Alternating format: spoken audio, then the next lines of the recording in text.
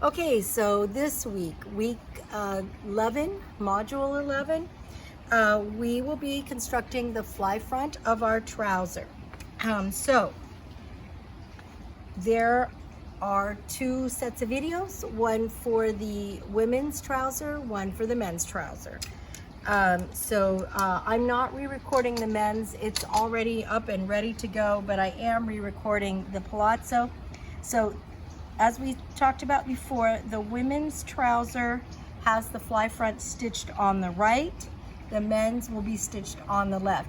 And even if you're doing the women's slim trouser, you will still stitch on the right. I have here the palazzo, although I will be cutting out the slim trouser for Zoom session. So if you tune in on Tuesdays from 10 to 11 or 6:30 to 7:30 p.m., I will be prepared to work with you on a fly front, and I'll be cutting out the slim trouser. But for right now, I'm working on this palazzo that I've started. So today we're going to be constructing the fly facing and fly shield and putting the zipper in. All right, so the pieces that you're going to need should have sewn the quarter top pockets. So you can see here, I have both my quarter top pockets sewn. I have my fly front basted in place on the right side of the pant. Also, you should sew the back darts on your pant, and if you're making this women's slim trouser, you will have already put the pleats in. But the palazzo doesn't have pleats, it's a flat front. Okay, so now in addition to those two front pieces, you're going to need these pieces. I have here in front of me a PowerPoint that you're going to want to follow along with. It will be under module 11 called Fly Front Construction, and you'll want to refer to this.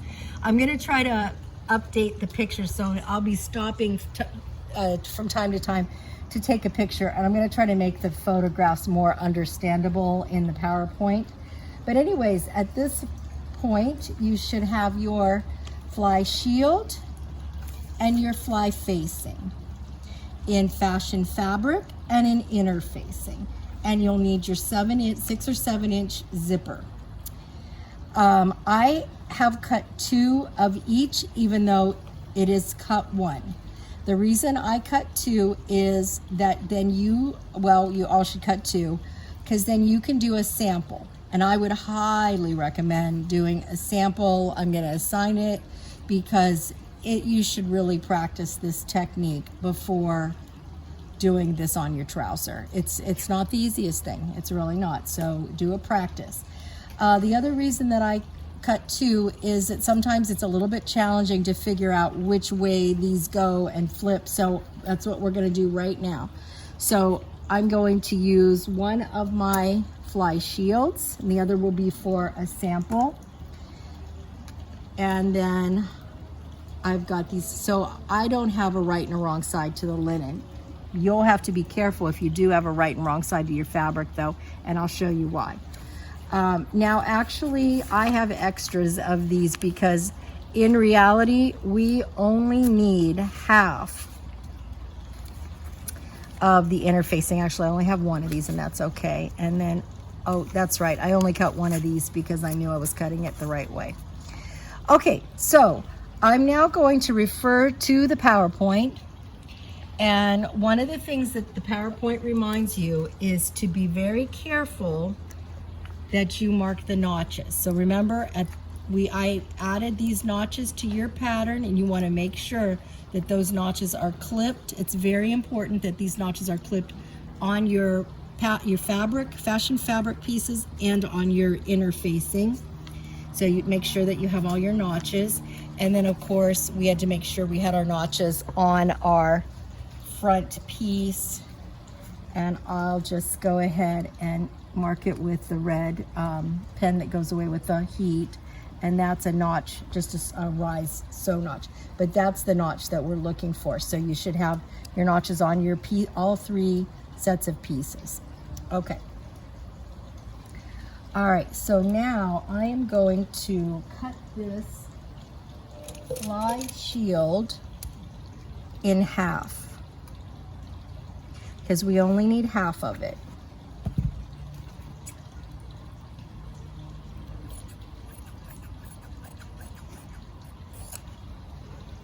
Okay, and then so this is the facing, this is the shield.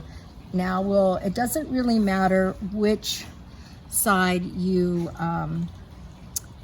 fuse on the shield, but what we're going to do is go ahead and fuse half of the shield.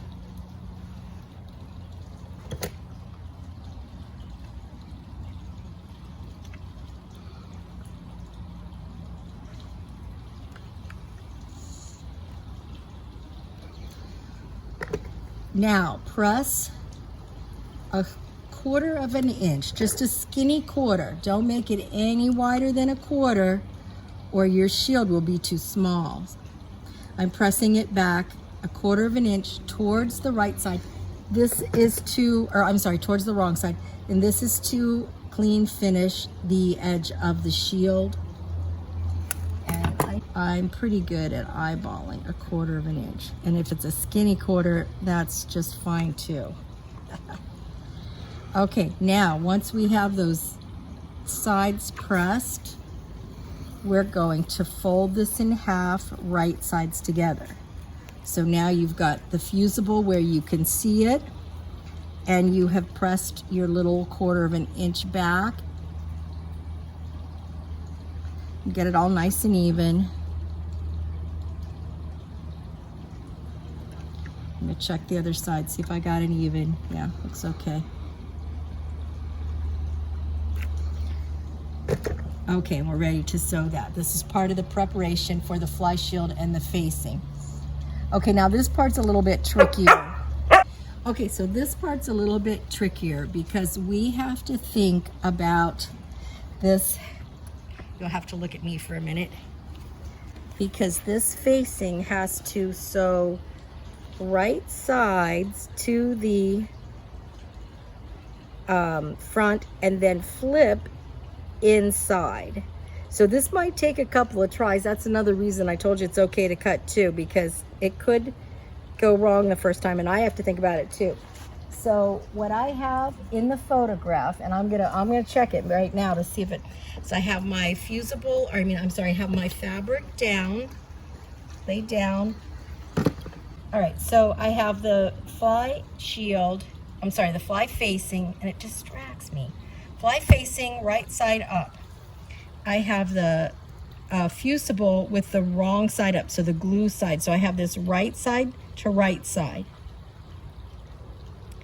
And then we're gonna sew around the curved edge. So let's go ahead and do that. Put a couple of pins to hold it together.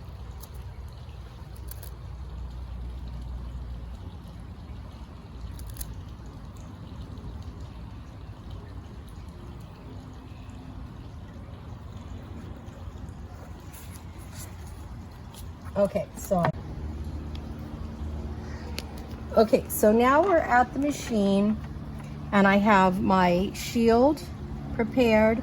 And so the bottom curved edge, you're gonna sew at a 1/4 of an inch along that curve. All right, I'm gonna go right into the facing. It's now placed right sides together. The bumpy side of the inner facing is up, and I'm gonna sew a 1/4 of an inch around the curved edge.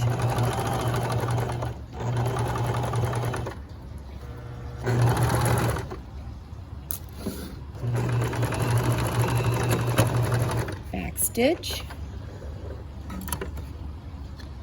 Okay, now I'm going to move the machine out of it. Just literally going to press to just flip this out and see how nice this is going to be. The edges all together now.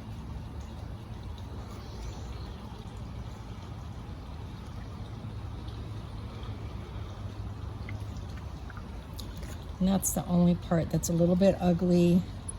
So I'm just gonna trim some of that out of there.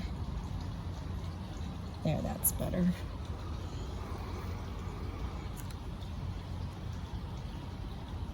To fix that right there. The interfacing was giving me a little bit of trouble right there. Go.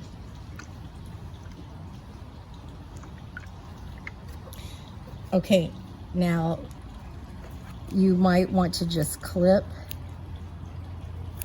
around that corner, a couple diagonal clips, and that's all. And then we just turn this, and I guess actually we don't need the point turner. Unless if you do need if you find that you're not getting this point turned out, then go ahead and use the point turner there. This you're going to roll between your fingers to bring it to the seam, and then you are ready to fuse.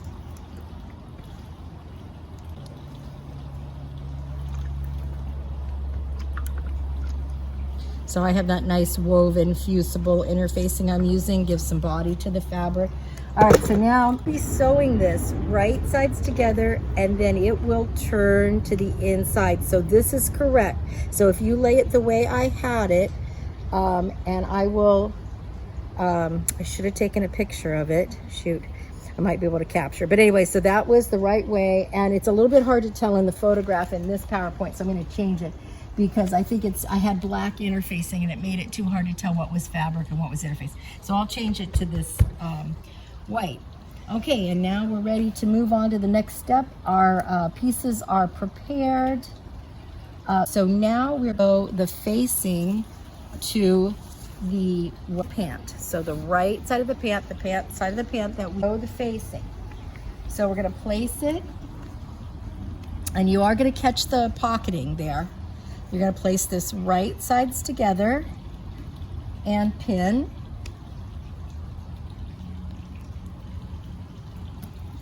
And this is where the notch is very important. And it's a little bit hard to see, so I'm going to mark it in red right there, because I'm going to sew down to the notch and I'm going to back stitch.